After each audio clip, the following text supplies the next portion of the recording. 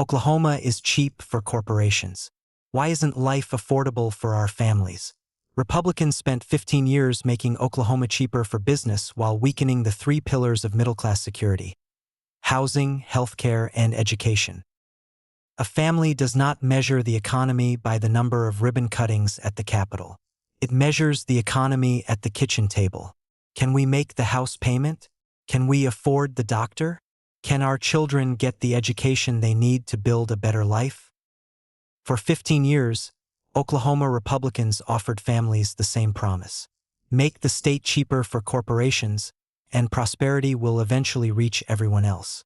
Cut taxes, offer incentives, hold down labor costs, subsidize selected businesses, then wait for the benefits to trickle down.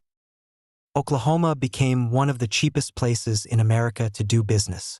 But corporations were not the only ones looking for an affordable place to live and work. A house is not affordable simply because it costs less than one in Dallas or Denver. It must be affordable on an Oklahoma paycheck after healthcare, childcare, insurance, utilities, groceries, and everything else a family cannot stop buying. Oklahoma's median household income is $65,039, compared with $80,734 nationally. From 2018 through 2023, inflation-adjusted median household income grew only 3.2% in Oklahoma, half the national growth rate of 6.4%. Oklahoma's poverty rate is 14.9%, compared with 10.6% nationally. Pillar 1 is housing that an Oklahoma paycheck can afford. Republicans can point out, correctly, that houses generally cost less in Oklahoma than in many other states. But less expensive and affordable are not the same thing. Affordability is a relationship between price and income. The pressure is especially severe for younger families trying to buy their first home. They must accumulate a down payment while paying rent, childcare, medical bills, car payments, insurance, utilities, and groceries. Higher mortgage rates and insurance premiums have made the entry price even steeper. If 15 years of tax cuts, corporate incentives, and business-friendly policies were supposed to raise family incomes, why is Oklahoma's median household income still $15,695 below the national figure? Where is the first-time homebuyer strategy? Where is the plan for starter homes and workforce housing? Pillar 2 is healthcare people can reach and afford. Healthcare affordability is not just the price of an insurance premium. It is whether a family can find a doctor, schedule an appointment, reach a hospital, afford the deductible, and obtain treatment before a manageable condition becomes a crisis. In 2024, SoonerCare paid for 23,694 births. That was 49.7% of every baby born in Oklahoma. Nearly every other Oklahoma baby entered the world with the cost of delivery covered by a state-administered insurance program. That does not mean the parents were unwilling to work. Many were working in jobs that paid too little or provided no affordable family health insurance. Oklahoma made labor inexpensive for employers, then asked taxpayers to cover health care that those wages and benefits could not support. An earlier analysis by KFF, formerly known as the Kaiser Family Foundation, estimated that as many as 174,000 Oklahomans could lose SoonerCare coverage, with approximately 95,000 more people becoming uninsured. The newest assessment found that 45 of Oklahoma's 73 rural hospitals are at risk of closing, and 18 face an immediate risk. A rural hospital may be a community's maternity ward, major employer, laboratory, imaging center, rehabilitation provider, and connection to specialists. Republicans voted for the federal law making this danger worse. Will they restore some Medicaid funding? Will they support taking back part of the tax reductions provided to large corporations and the wealthiest 10% of Americans? Will Oklahoma Republicans use state money to keep rural hospitals open?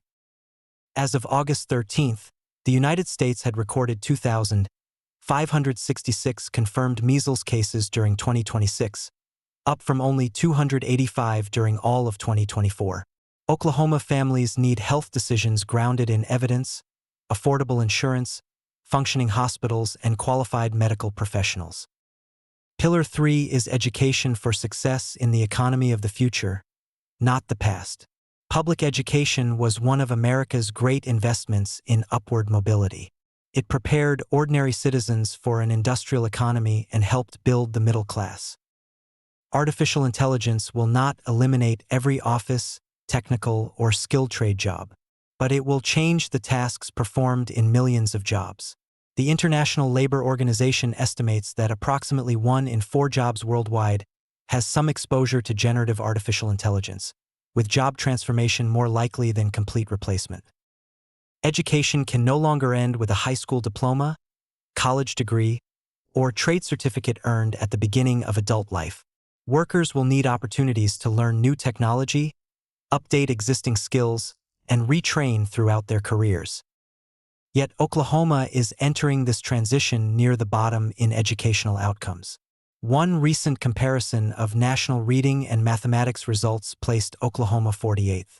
The state relies on thousands of emergency-certified teachers, while beginning salaries remain uncompetitive.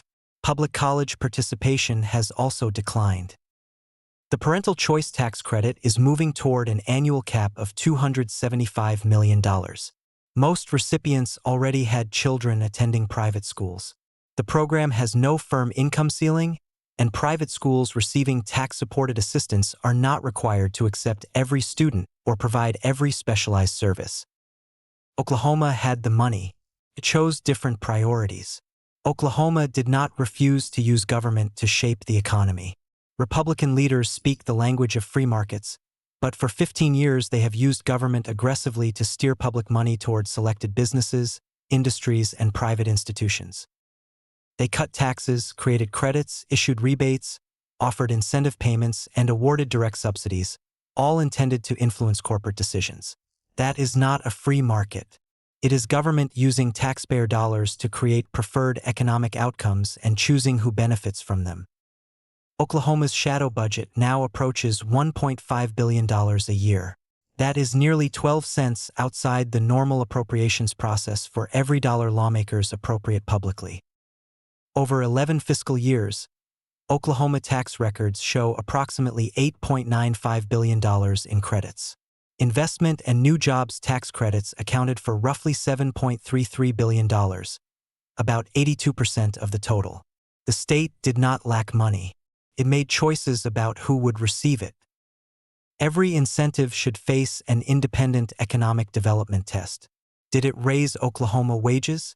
Did it help working families buy homes? Did it improve access to health care? Did it strengthen public education? Did it prepare workers for higher-paying jobs? Did it produce benefits greater than its cost? These questions should be answered in public debates, not only through campaign advertisements, mailers, controlled town halls, or social media posts. A debate would force candidates to move beyond slogans and explain the trade-offs behind their votes. If Republican candidates insist they support free market capitalism, they should explain which corporate tax credits and subsidies they are willing to eliminate. If they would preserve those subsidies, they should explain why government intervention for corporations is acceptable while assistance for working families is condemned as socialism. Oklahoma candidates do not need another slogan. They need to answer 3 questions. Can working families afford a home?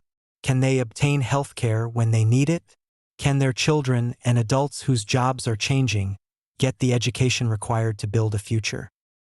If the answer is no, Oklahoma is not succeeding. No corporate tax credit, national ranking for business friendliness, ribbon cutting, or campaign commercial can make the family's bills say otherwise. Oklahoma spent 15 years trying to make itself cheaper for corporations. The next election should decide whether it is finally time to make life more affordable for our families.